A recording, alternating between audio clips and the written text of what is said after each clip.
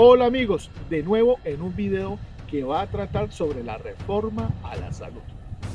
En esta ocasión, un invitado, Juan Guillermo Echeverry Gutiérrez, economista de la Universidad del Valle. Aquí nos va a explicar la importancia de forma objetiva y oído, escuchen cómo la define él, una reforma vital.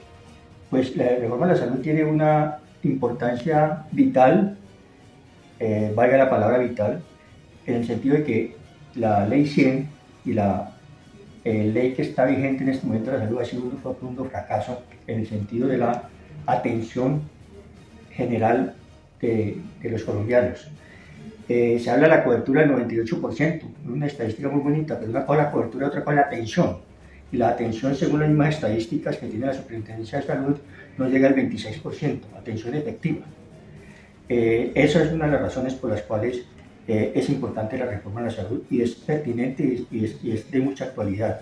Como lo hemos escuchado de forma clara, además haciendo historia de lo que ha sucedido con la salud de los colombianos, ahora miremos de lo que nos habla.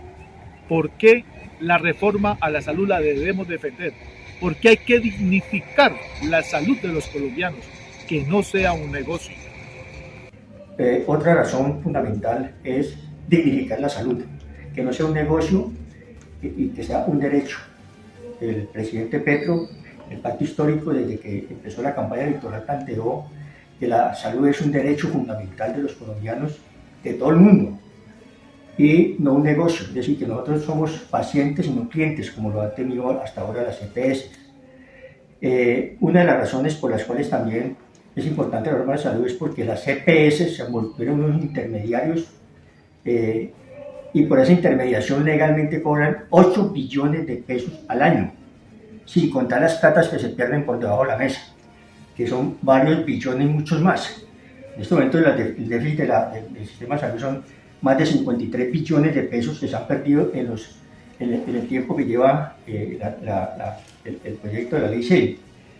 Hay unas estadísticas, por ejemplo, hay 100, desde que se fundó la ley 100, desde que empezó a funcionar la ley 100, han habido 170 EPS, según manifestó la misma ministra.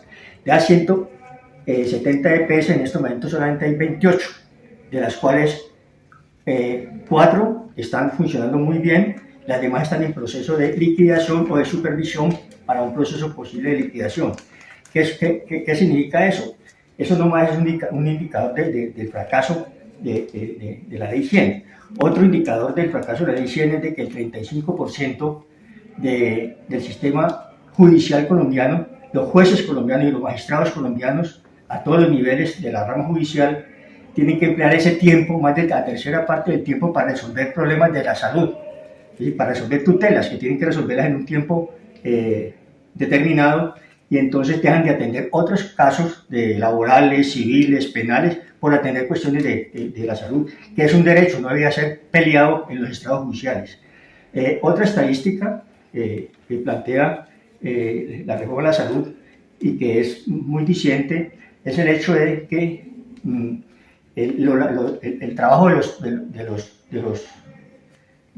trabajadores de la salud, valga la redundancia, es mal remunerado. Es decir, en estos momentos los médicos y las enfermeras no ganan lo justo de acuerdo al nivel de capacitación que han tenido en las universidades y a través de toda su vida y la experiencia laboral. En estos momentos lo que quiere el gobierno es dignificar el trabajo de los trabajadores de la salud, es decir, de que se les pague de acuerdo a sus necesidades y de acuerdo a sus capacidades. Eso es uno de los elementos básicos.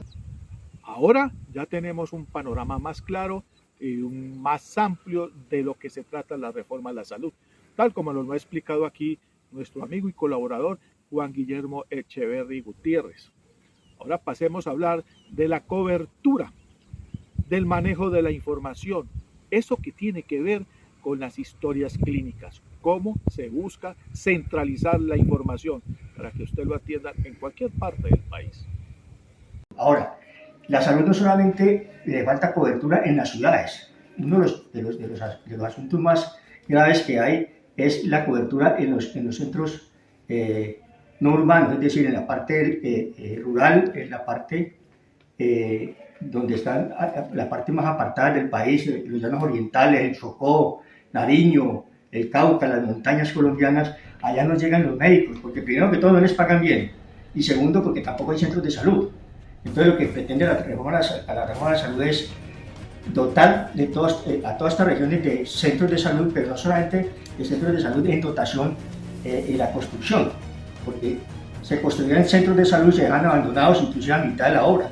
Ahora lo que quiere es recuperar los centros de salud que estaban abandonados, dotarlos completamente, y no solamente dotarlos en el sentido de las camas, de los equipos quirúrgicos, de los medicamentos, sino también dotarlos del personal necesario y suficiente para que pueda funcionar bien en todas partes de Colombia, no solamente en Bogotá o en Medellín o en Cali, en los grandes centros urbanos, sino que también funcione con solvencia en el área rurales. Eso es una parte de las más importantes.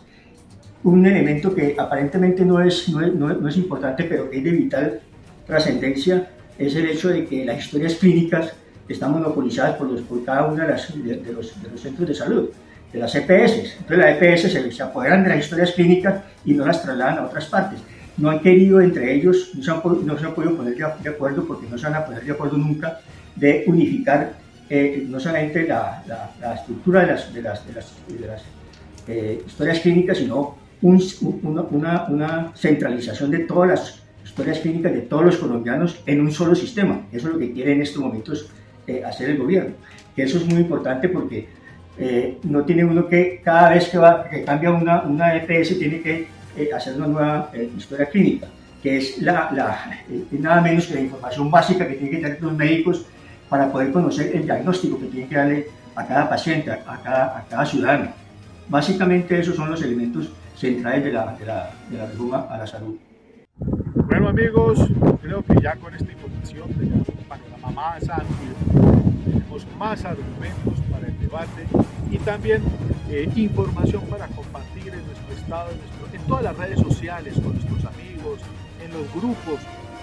Y bueno, doy los agradecimientos a Jair Erazo Galeano, abogado laboral, al economista Juan Guillermo Echeverry Gutiérrez y también a SUTIMAC, el Sindicato Unitario de los Trabajadores de los Materiales de la Construcción. A todo ese equipo que gentilmente me ha prestado el apoyo para hacer este trabajo que es importante difundir. Esa es la tarea. Muchas gracias y hasta la próxima. Chao.